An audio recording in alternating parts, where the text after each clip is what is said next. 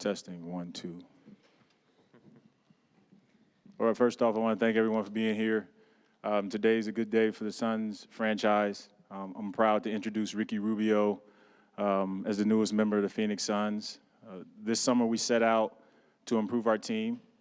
We had two positions of need, primarily the point guard position, and I'm just really excited. I know myself, Coach Monty, the entire organization, we're just really thrilled to have Ricky with us, knowing that his experience, his winning pedigree, his ability to control a team, to run a team, to lead a team is something that we missed, something that we haven't had recently in Phoenix. And with his addition, I expect our young guys to be able to take a huge leap forward this year. And so with that, I want to introduce Ricky Rubio, the newest member of the Phoenix Suns family.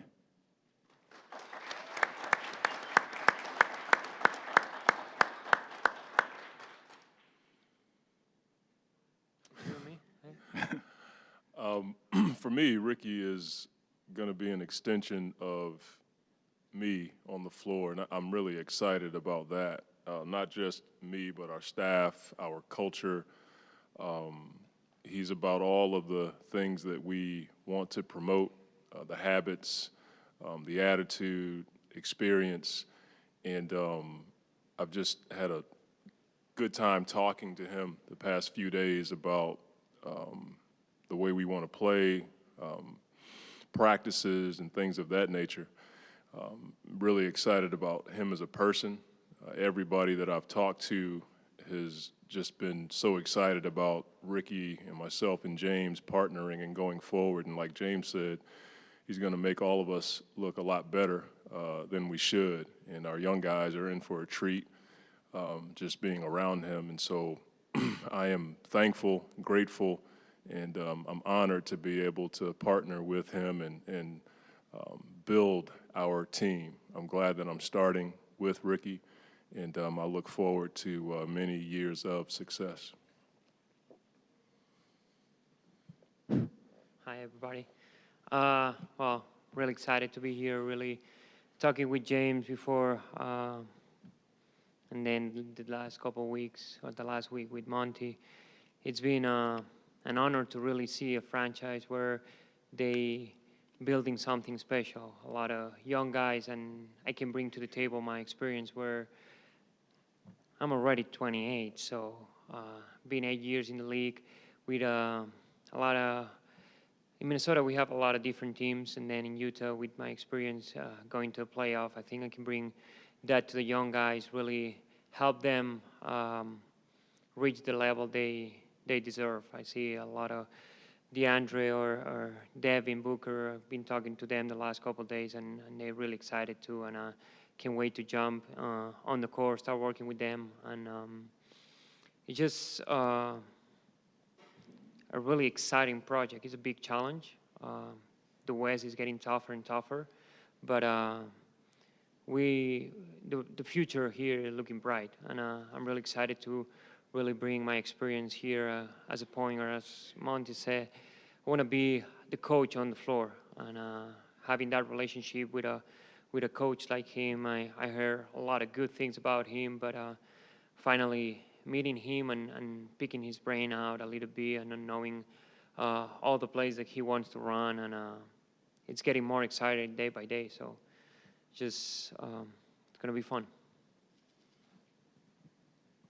Hey, Ricky, Gina Mizell from The Athletic. Can you just take us back to June 30th when you agreed to this deal and just what initially struck you as far as, okay, this would be a good fit for me, and just what that free agency process was like for you? Yeah, actually it was the first time I was a free agent, so trust my agent, and he was really telling me what was going on and what teams were interested and all the stuff. And then Phoenix came up with a project where it was really young, but at the same time, they needed a piece that I connected to the project, like they needed a point guard with experience. We talked a few with my agency, all the options, and this one was a really good fit just because I told him I'm about to hit my prime, I guess, mentally, physically. I would say I'm in the best shape in my career. Physically, I had a lot of experience the last 2 years in playoff, plus all the experience in Europe, and I was ready to take that step of being more the veteran in a team that need that type of player. Ricky, given that you had 2 great years with the Jazz, what were your feelings like knowing that they told you that they were probably going to move in a different direction? How do you feel about how your time there went, and do you have any final words for Jazz fans? Yeah, well, this is business, and you understand that when things doesn't work the way that we wanted in the beginning, I guess, there's things to change. And trade rumors were in February. With that being said, and it comes to the end of the season, we got to the playoff, but didn't get to the past the first round. So I was just really excited with the 2 years that I spent over there. Really learned a lot. Coach Quinn is special, and what they're building over there is something that to be proud of, being part of that organization. But it's time for me to move on, and I'm really excited to be here. Brendan Clean, SB Nation.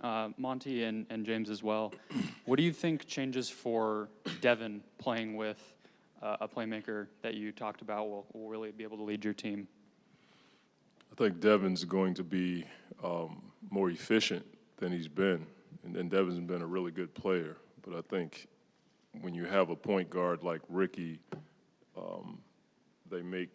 nothing in the NBA is easy, but a point guard can make things easier when you're facing defenses that try to take you out every night, which is what Devin faces. To have a point guard that can take my message to the floor, understand time, score, and situation, the kinds of defenses that you're going to play, be able to make reads on the floor, take my play, and then figure out a way to make other guys better. I don't think Devin's had that. And so where Devin is right now in his career, he's been stellar scoring the ball, and I keep using the word efficient.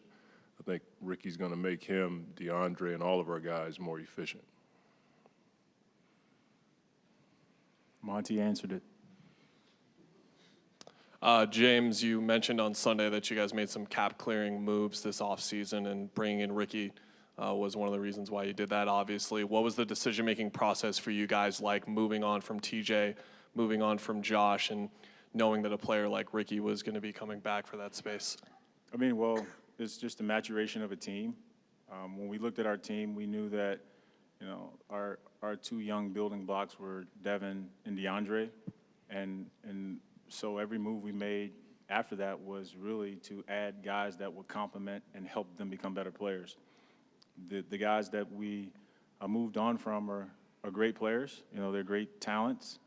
We wish them the best, but that's when you're building a team, you have to make tough decisions. So we made decisions that we thought would help us, and improving guys that would help us. So we'll continue to do the things that help us become a better team, and that was pretty much our thought process. Greg Moore, Arizona Republic. James, what was your pitch to Ricky? You guys signed him pretty quickly in the offseason. As soon as it opened up, he came over. So could you tell me what the pitch was like? I mean, I didn't pitch him. We talked basketball. I think he saw an opportunity to come here and be who he is, who he's always been, a leader. And, we've had a huge gaping hole at the point guard position. The guys that we have on our team have never really been led on the floor. And so my conversations with Ricky were really direct, coach as well. It was, we need you. We think that you can thrive here, and you can make us better. And we need you here to make us better. And that was a challenge that he was willing to accept, and we're glad that he accepted it. And, Coach, you guys didn't have a pre-existing relationship, you and Ricky, that I'm aware of. Could you tell me what you observed in him from afar that led you to believe that he'd be a good fit? Oh, gosh. I think the thing that impacted me more than anything is what he did in Utah.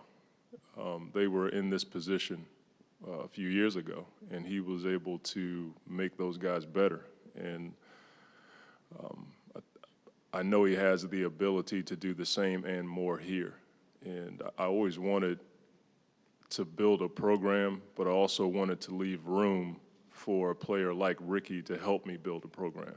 You know, there's some room in our building left, and I want to get that kind of input from him. And so when you have a guy with his skill set and his character, it leads you to want to allow him to help you build.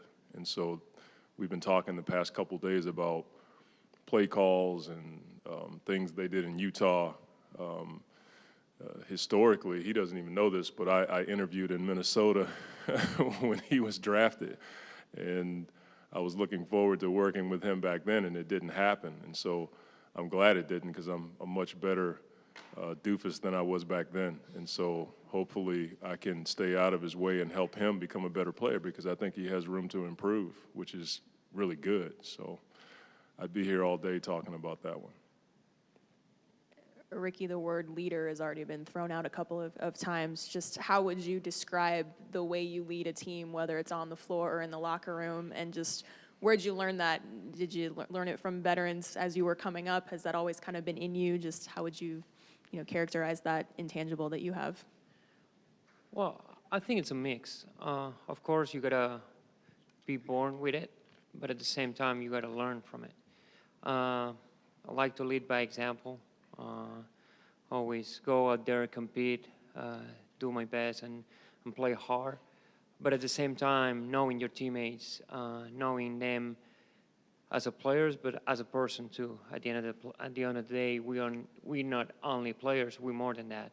So knowing your teammates, getting to know them off the court, helps you lead them on the court too. I was talking to James, and I was trying to learn from a guy who's been in the finals, how many years in a row, who knows. But we're talking about how a team has to do everything perfect to get to the finals. But to repeat, it has to do the perfect 3 or 4 times more or better. So for me, it's like learning every day.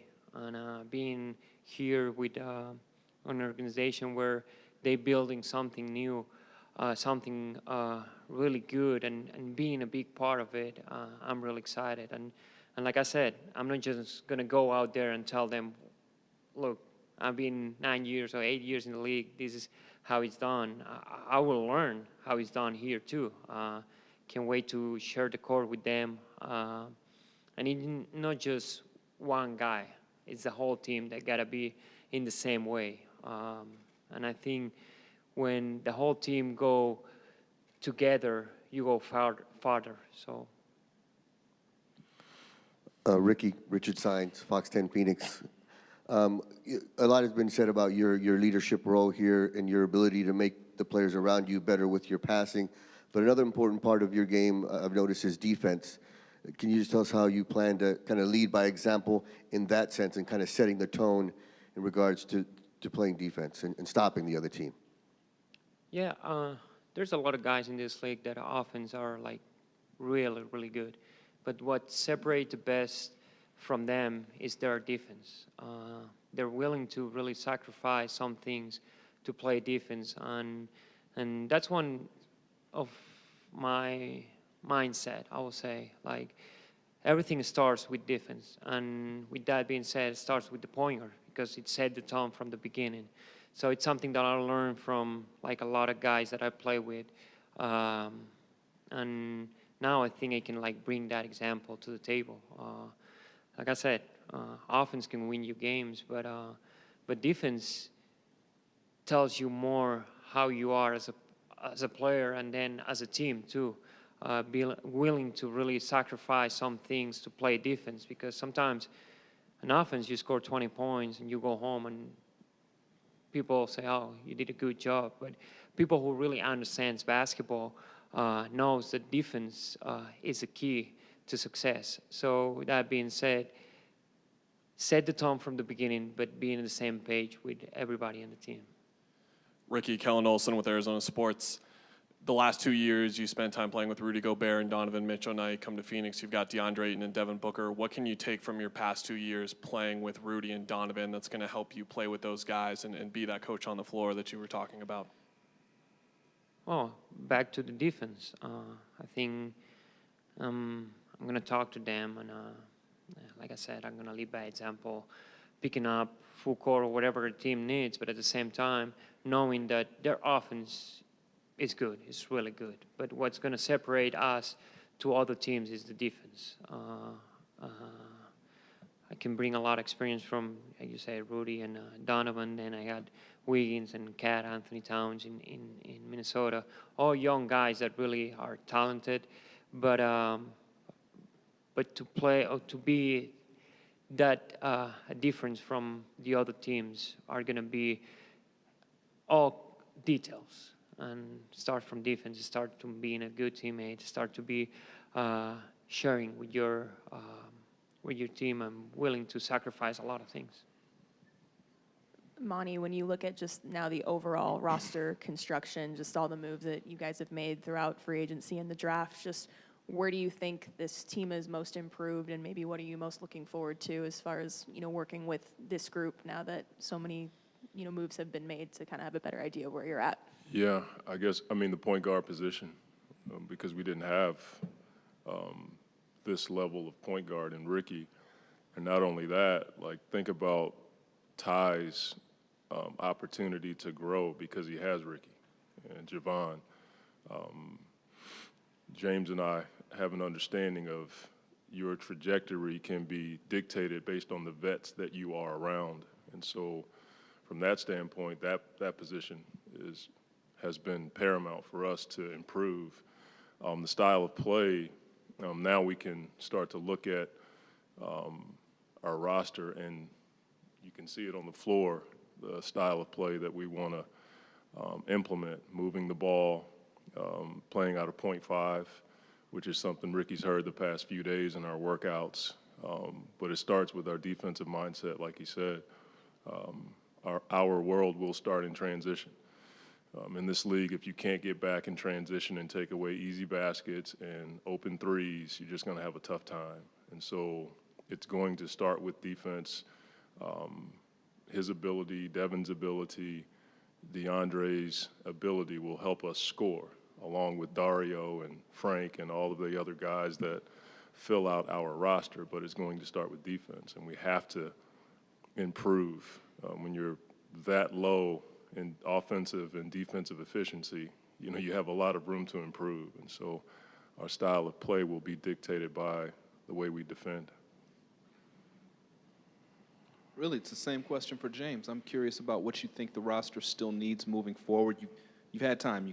You've made some moves. You can look at it, and now you're going to take the next steps. What can you tell me about the next steps? The next steps will be determined by the rest of the summer, training camp, and the preseason. I think we've had tremendous roster turnover. We've had a lot of guys who've just been newly thrown into the mix, and so we have to let it settle and see how it plays out. But we have a competitive group, and we have a competitive environment, and I think when you put the type of guys that we have in that environment, I think a lot of those holes will become filled from within. Monty, I'm curious, going through the workout process heading into Summer League and then after this first game, I'm sure you've been heavily involved as well, but just your impressions of how your staff has handled this group and kind of getting some eyes on the players and just what this Summer League experience has been like from your perspective. The guys have been great. They've had to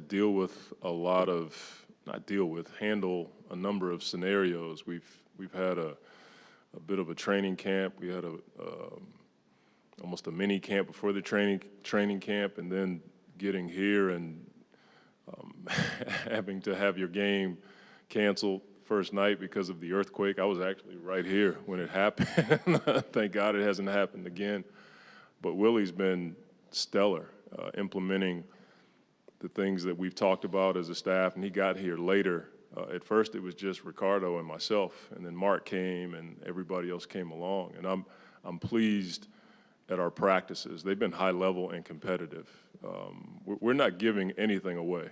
as we go forward. Our team is set up to compete, and I'm so looking forward to that in training camp, watching guys compete. You know, we know that Ricky's going to start, Devin's going to start, DeAndre will start. But after that, it's going to be competitive, and I look forward to that. And so our staff has set the tone as far as having competitive practices, organized, but also allowing me to learn. I've talked to Willie about doing some things that I didn't talk about so I can learn. And so I've been really listening and watching to see how I can grow as a coach.